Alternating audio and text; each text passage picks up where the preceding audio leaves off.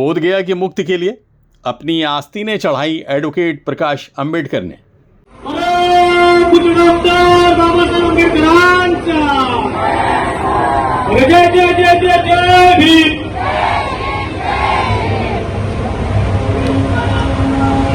भारतीय वंचित बहुजन आघाडीचा। बिहार के बोध गया आंदोलन में अब सीधे तौर से महाराष्ट्र की एक बड़ी राजनीतिक ताकत जुड़ गई है। ये राजनीतिक पार्टी है वंचित बहुजन आघाड़ी, जिसके राष्ट्रीय अध्यक्ष एडवोकेट प्रकाश आंबेडकर ने इस आंदोलन के लिए अपनी आस्तीनें चढ़ा ली हैं। उन्होंने अपनी पार्टी के कार्यकर्ताओं और समर्थकों को संबोधित करते हुए कहा कि वो 16 अप्रैल को अपनी पूरी ताकत के साथ बोध गया जा रहे हैं, इसलिए आप सभी को वहां पहुंचना है। उन्होंने साफ कहा कि जब तक महाबोधि महाविहार बौद्धों के हाथ में नहीं आता तब तक ये लड़ाई जारी रहेगी। उन्होंने आगे कहा कि मैं 16 और 17 अप्रैल को बोध गया में ही रहूँगा। मैं सभी बौद्ध भाइयों से अनुरोध करता हूँ कि वो 16 और 17 अप्रैल को बोध गया में मेरे और बौद्ध भिक्षुओं के साथ महाबोधि महाविहार मुक्ति आंदोलन में शामिल हों। इससे पहले भी दिसंबर महीने में प्रकाश आंबेडकर ने बोध गया और सारनाथ विषय पर मीडिया से बड़े विस्तार से चर्चा की थी।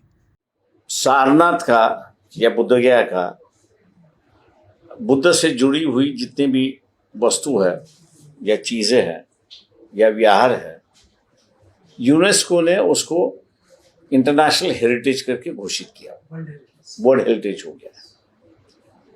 सवाल ये है कि जब मैं उन कमेटियों में था 1990 से लेकर 1996 तक, तो एक सर्किट बनाने की बात हुई। उन्होंने बुद्धिस्ट सर्किट ऐसा नहीं कहा था। नॉर्दर्न इंडिया में जितने भी धार्मिक स्थल है, राजगिरा से लेके सारनाथ, सारनाथ से लेके बुद्ध गया से लेके लुम्बिनी, लुम्बिनी से लेके इलाहाबाद, इलाहाबाद से लेके प्रयाग, इसका एक सर्किट बनाया गया था जिसको कल्चरल टूरिज्म के नाम से उन्होंने दे दिया। लेकिन विवाद इस बात पे हुआ क्योंकि आधा हिस्सा यूपी में है, आधा हिस्सा बिहार में, इसलिए इसको इम्प्लीमेंट कौन करेगा, बिहार की सरकार या उत्तर प्रदेश की सरकार।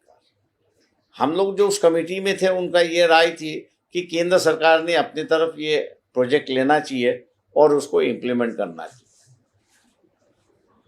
मैं ये बात इसलिए बता रहा हूं कि उस सर्किट का पूरा खर्चा जो है वो world fellowship of Buddhist council जो है वो और यूनेस्को ये दोनों कर रही थी। तो इसका मतलब ये है कि ये आपके पास एक राजनीतिक डिप्लोमेसी करने के लिए, रिलीजियस डिप्लोमेसी करने के लिए आपके पास एक मौका मिला, ऐसा मैं मान के चलता हूं। जो कानून में संशोधन मांगा जा रहा है वो कानून 1949 का, जब ब्रिटिशों का कानून था तब उस वक्त बनाया हुआ कानून है। अब मैं मान के चलता हूं कि अगर आपको ये जितनी भी एशियन कंट्रीज है और जिसमें ताइवान सबसे बड़ा है, जापान सबसे बड़ा है, उसके बाद में अभी जो उभर रहा है वो वियतनाम उभर रहा है, वियतकांग जो है वो भी अब ऊपर आ रहा है, फिलीपाइंस है वो भी ऊपर आ रहे।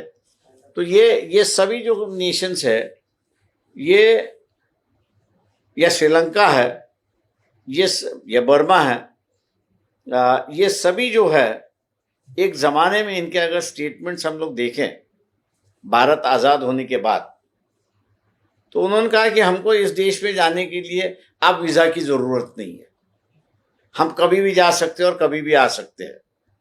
और नेहरू ने उसको जवाब ये दिया था कि you are most welcome, even if you don't have visa we will invite you.